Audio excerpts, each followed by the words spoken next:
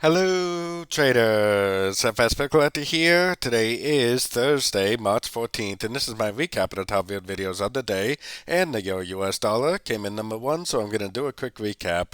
So if you'd like to see my full top down analysis on the Euro dollar, make sure you check out the video linked at the end of this video over here. So the euro dollar did make a pretty significant push down this morning. In the AM video, I said that this is very likely to be a wave B, especially with the 1, 2, 3, 4, 5 waves down. So 5 waves down, 3 waves up, most likely 1, 2, 3 now.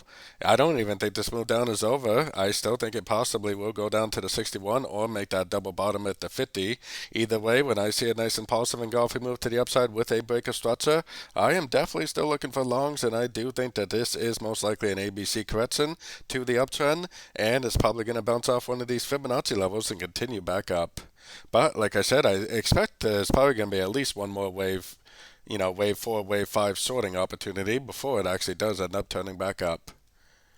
So don't forget to join my free Discord channel. The link for that is on the screen and in the description. Thanks and happy trading.